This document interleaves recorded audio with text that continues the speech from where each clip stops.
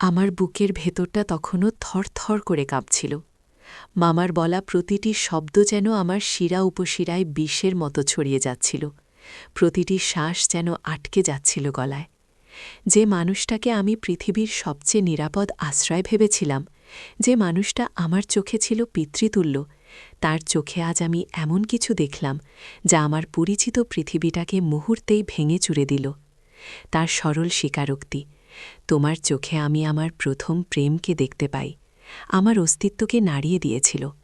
কিন্তু পরের কথাটা আরও ভয়ঙ্কর ছিল। আমি সারা জীবন ভুল করেছি, আজ থেকে সেটা ঠিক করব, তোমার মাধ্যমে। এই কথাগুলো শুনে আমি যেন জ্ঞান হারানোর উপক্রম করেছিলাম। নমস্কার বন্ধুরা, ঈশিতা ব্লগসে আপনাদের সবাইকে স্বাগত। আশা করি আপনারা সবাই ভালো আছেন। আজকের গল্পটা একটু অন্যরকম, একটু গভীর, যেখানে প্রেম আর সম্পর্কের এক জটিল সমীকরণ নিয়ে আমরা আলোচনা করব। গল্পটা শুনতে শুনতে আপনারা হেডফোন ব্যবহার করলে এর প্রতিটি অনুভূতি আরও গভীরভাবে অনুভব করতে পারবেন।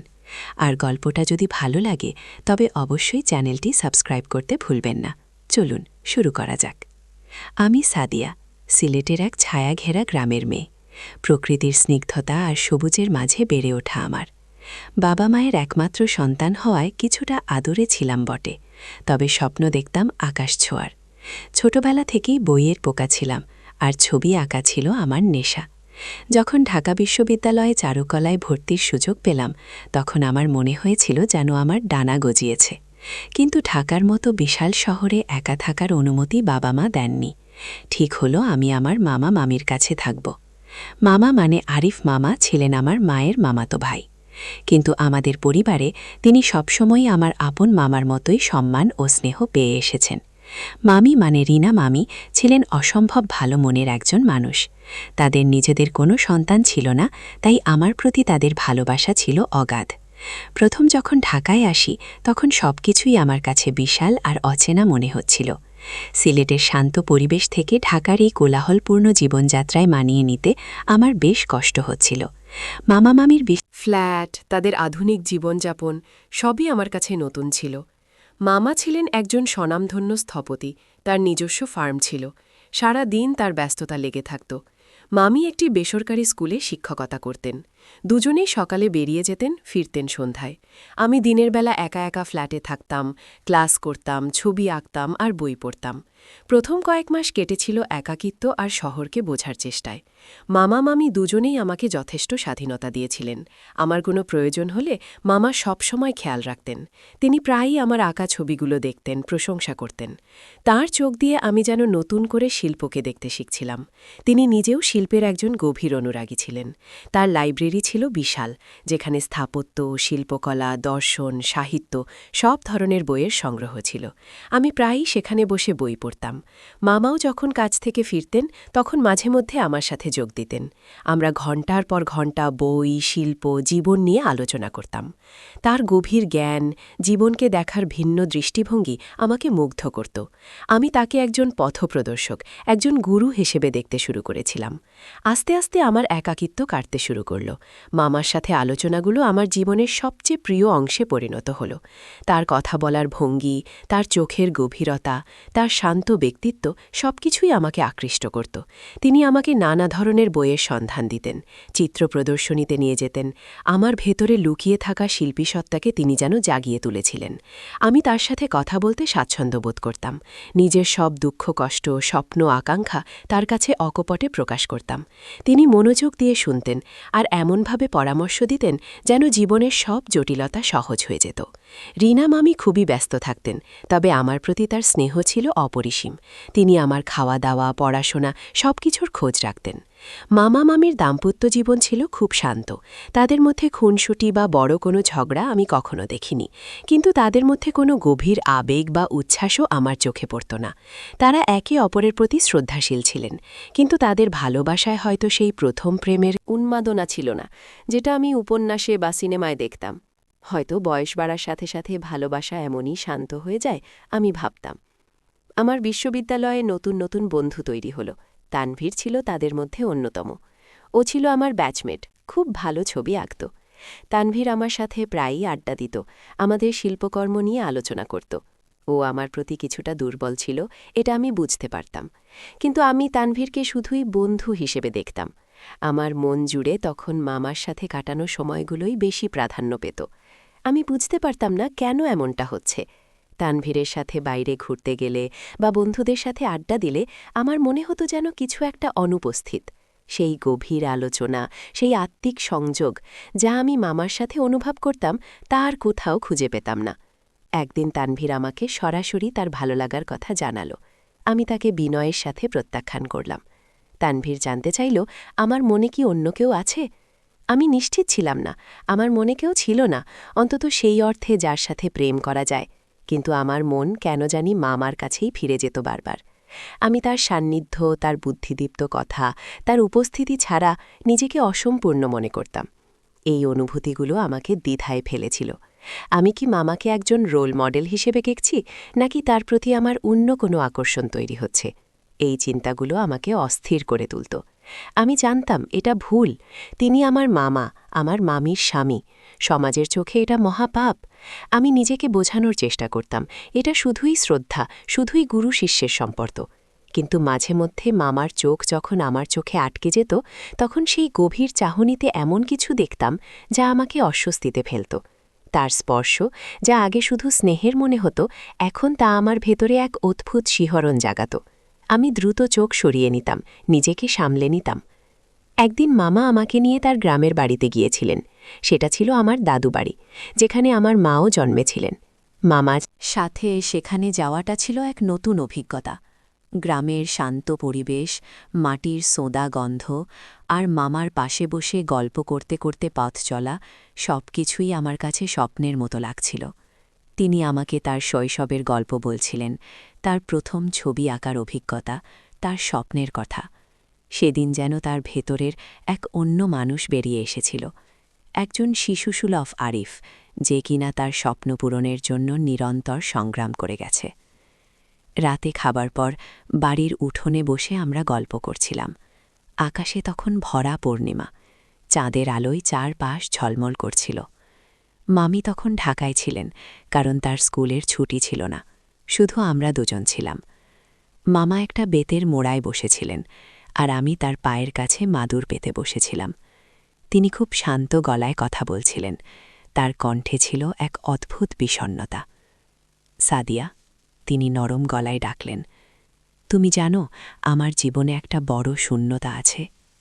আমি অবাক হয়ে তার দিকে তাকালাম। শূন্যতা? আপনার মতো সফল মানুষের জীবনে কিসের শূন্যতা মামা? তিনি হাসলেন। সেই হাসিতে ছিল না কোনো আনন্দ, বরং এক গভীর ব্যথা। সফলতা তো জীবনের সবটুকু নয় সাদিয়া। মন বলে একটা জিনিস আছে, সেটা যদি শূন্য থাকে, তবে বাইরে যত প্রাচুর্যই থাক, ভেতরে শান্তি আসে না। আমি চুপ করে শুনছিলাম। আমার মনে হচ্ছিল তিনি যেন তার জীবনের কোনো গভীর গোপন কথা বলতে চলেছেন। তিনি একটু থামলেন, তারপর আকাশের দিকে তাকিয়ে বললেন, আমার প্রথম প্রেম ছিল শিল্প, ছবি আঁকা।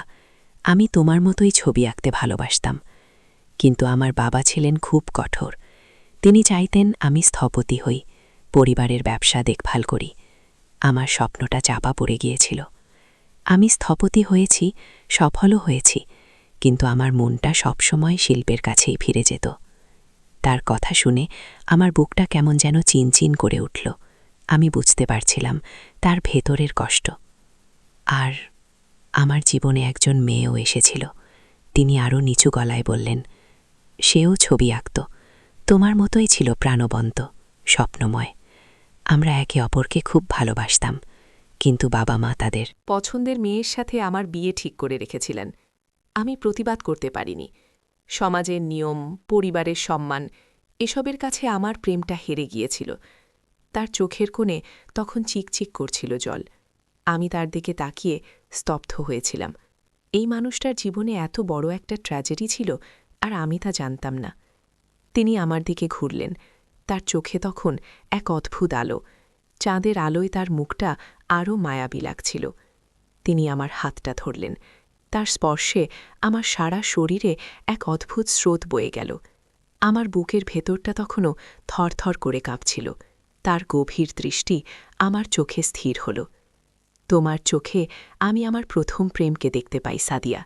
তোমার মাঝে আমি সেই হারানো দিনগুলো ফিরে পাই, সেই স্বপ্ন, সেই উচ্ছ্বাস যা আমি বহু বছর আগে হারিয়ে ফেলেছিলাম।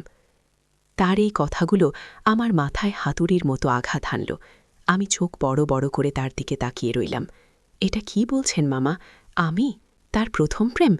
আমার শরীর হিম হয়ে আসছিল। আমি হাতটা সরিয়ে নিতে চাইলাম, কিন্তু তার হাতের বাঁধন ছিল দৃঢ়। তিনি আরও কাছে ঝুঁকে এলেন। তার নিঃশ্বাস আমার মুখে এসে লাগছিল। আমি সারা জীবন ভুল করেছি সাদিয়া। আমার জীবনটা একটা অসঙ্গতিপূর্ণ নকশা হয়ে গেছে। আজ থেকে সেটা ঠিক করব, তোমার মাধ্যমে। তার শেষ কথাটা যেন আমার মস্তিষ্কের প্রতিটি কোষে বিস্ফোরণ ঘটিয়ে দিল। ঠিক করবে আমার মাধ্যমে? এর মানে কি? তার চোখের গভীর আবেগ, তার কথার অস্পষ্টতা, তার স্পর্শ, সবকিছু মিলিয়ে আমার পৃথিবীটা যেন দুলে উঠল।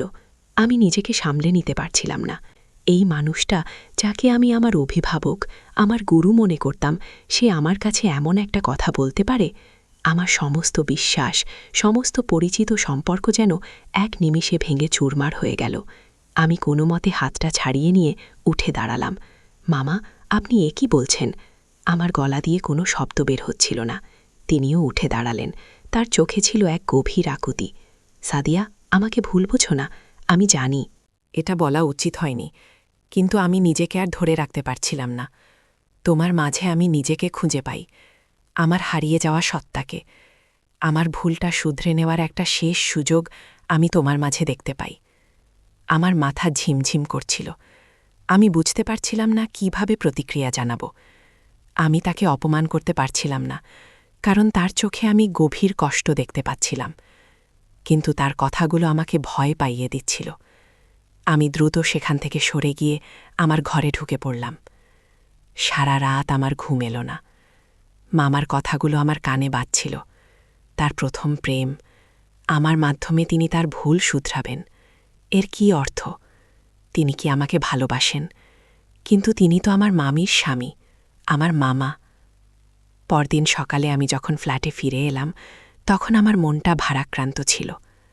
মামা তার স্বাভাবিক আচরণ করছিলেন, যেন আগের রাতে কিছুই ঘটেনি। কিন্তু আমি তার চোখে সেই গভীরতা, সেই গোপন আকুতি দেখতে পাচ্ছিলাম। আমি তার থেকে দূরে দূরে থাকতে শুরু করলাম। তার সান্নিধ্য, যা একসময় আমার কাছে পরম শান্তির ছিল, এখন তা আমার কাছে অস্বস্তির কারণ হয়ে দাঁড়িয়েছে। আমার মামি ছিলেন খুব সহজ সরল মানুষ।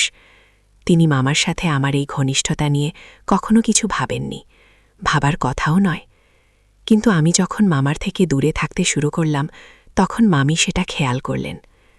একদিন তিনি আমাকে জিজ্ঞেস করলেন, কিরে সাদিয়া, তোর কি শরীর খারাপ? আজকাল আরিফের সাথে গল্প করিস না? সে তো তোর আঁকাআঁকি নিয়ে কতটা উৎসাহী। আমি কোনো মতে সামলে নিয়ে বললাম, না মামি, আসলে ক্লাস আর প্রজেক্টের চাপ খুব বেড়েছে, তাই সময় পাচ্ছি না।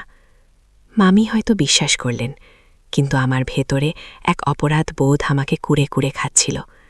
আমি মামিকে কিভাবে সবটা বলবো? তিনি এই সত্যটা কিভাবে নেবেন?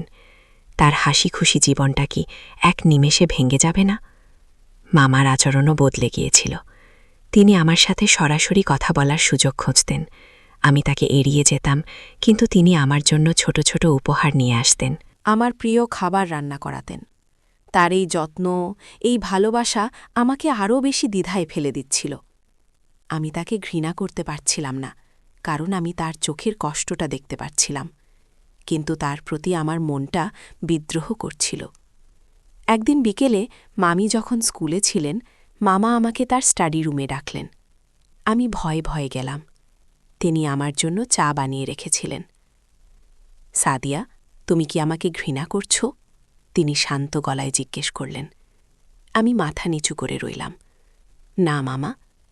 তাহলে কেন আমাকে এড়িয়ে চলছ? আমার চোখ দিয়ে জল গড়িয়ে পড়ল।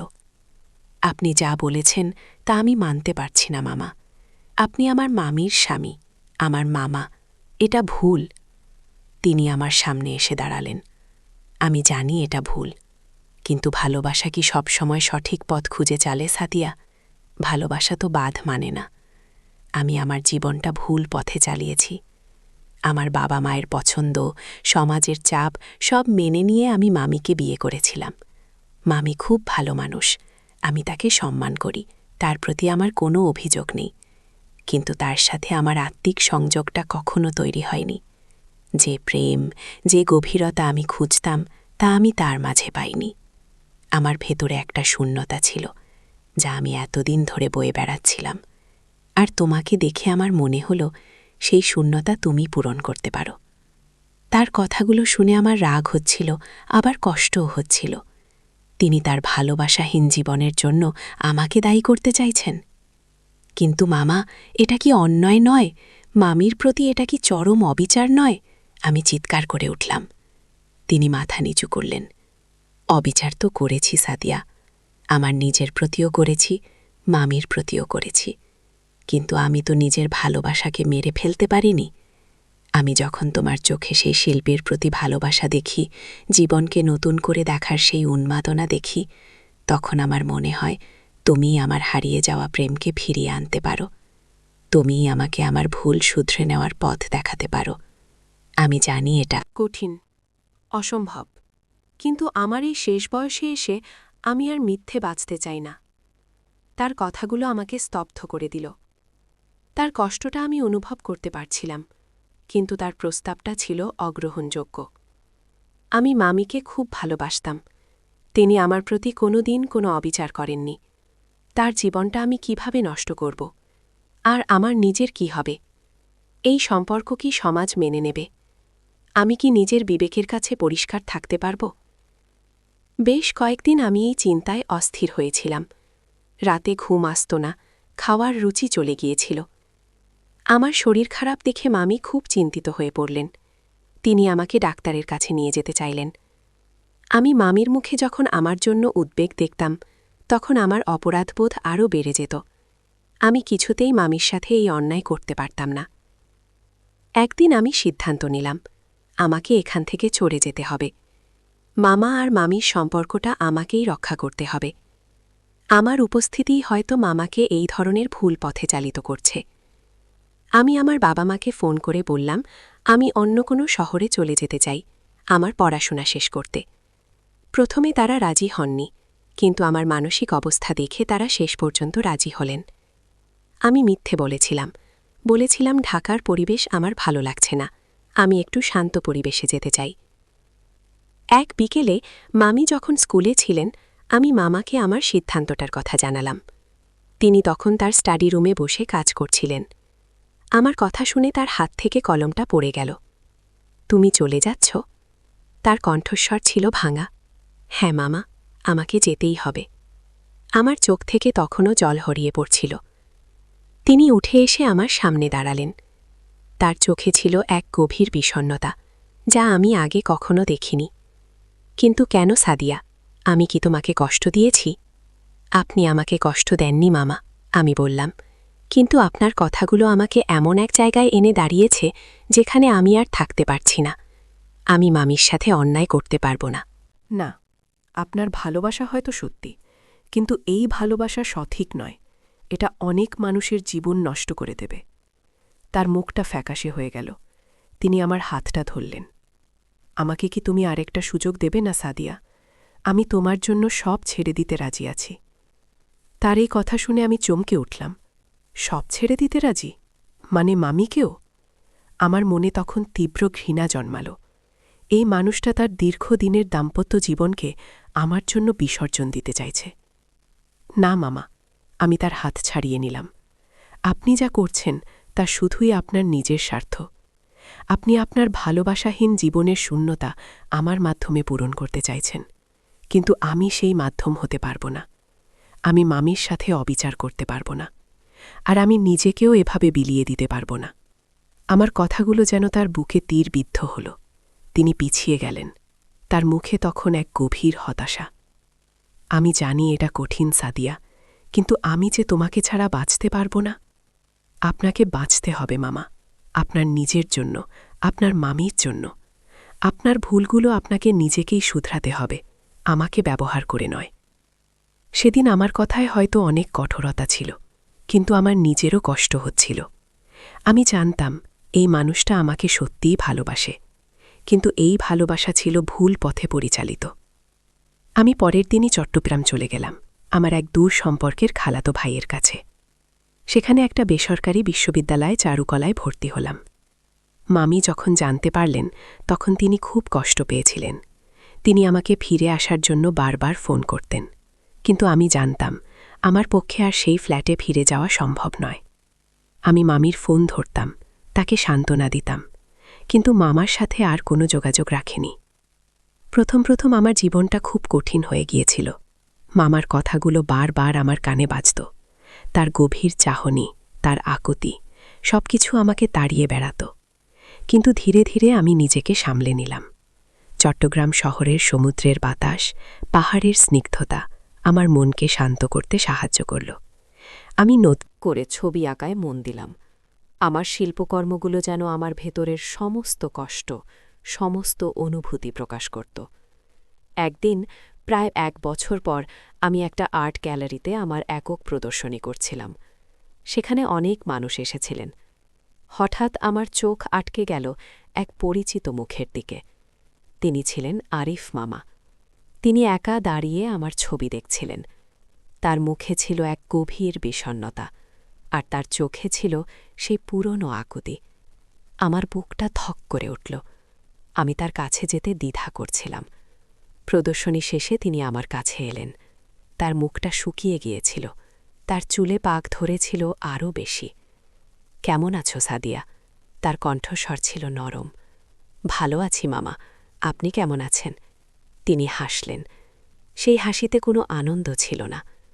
আমি ভালো নেই সাদিয়া, তুমি চলে যাওয়ার পর আমার জীবনটা আরও শূন্য হয়ে গেছে। মামির সাথেও আমার সম্পর্কটা কেমন যেন শীতল হয়ে গেছে। আমি তাকে কষ্ট দিয়েছি, এটা আমি জানি। আমি তার কাছে ক্ষমা চেয়েছি, কিন্তু আমার ভুলটা আমি শুধরাতে পারিনি। আমার চোখ দিয়ে জল গড়িয়ে পড়ল। আপনি নিজেকে ক্ষমা করুন মামা, আপনার ভুলগুলো থেকে শিখুন। ভালোবাসা শুধু পাওয়ার জন্য নয়, মাঝে মাঝে ছেড়ে দেওয়ার মধ্যেও এক ধরনের মুক্তি থাকে। তিনি একটি ছবির দিকে তাকালেন। ছবিটি ছিল একজন নারীর, যার চোখে ছিল স্বপ্ন আর কষ্ট মেশানো এক অদ্ভুত চাহনি। আমার সেই ছবিটা দেখে তিনি বললেন, তোমার চোখে আমি সেদিন যে প্রেম দেখেছিলাম সেটা হয়তো আমারই হারানো স্বপ্ন ছিল। তুমি সেই স্বপ্নকে বাঁচিয়ে রেখেছ সাদিয়া। তুমিই আমাকে পথ দেখিয়েছ কিভাবে নিজের ভুলগুলোকে স্বীকার করতে হয়, কিভাবে নিজেকে নতুন করে করতে হয়। তার কথাগুলো শুনে আমার মনটা শান্ত হয়ে গেল। তিনি হয়তো আমাকে আর রোম্যান্টিক চোখে দেখছেন না, কিন্তু তিনি আমাকে তার জীবনের এক গুরুত্বপূর্ণ অংশ হিসেবেই দেখছেন। আমি তোমাকে ধন্যবাদ জানাই সাদিয়া, তিনি বললেন। তুমি আমাকে হয়তো ফিরিয়ে দিয়েছিলে, কিন্তু তুমি আমাকে সত্যটা চিনতে শিখিয়েছ।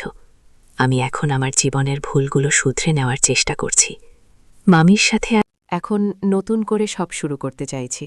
হয়তো আমাদের আর সেই প্রথম প্রেমের উন্মাদনা থাকবে না, কিন্তু আমরা একে অপরের প্রতি শ্রদ্ধাশীল হয়ে বাকি জীবনটা কাটাতে পারব।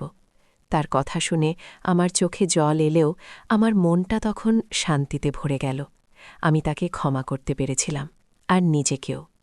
হয়তো আমার মাধ্যমে তিনি তার ভুল শুধরে নিতে পারেননি সেই অর্থে, যে অর্থে তিনি চেয়েছিলেন, কিন্তু আমার প্রত্যাখ্যানই তাকে নতুন করে জীবনের ভুলগুলো উপলব্ধি করতে সাহায্য করেছিল। আমি তাকে শুধু একটা মিষ্টি হাসি উপহার দিলাম। তিনি হাসলেন।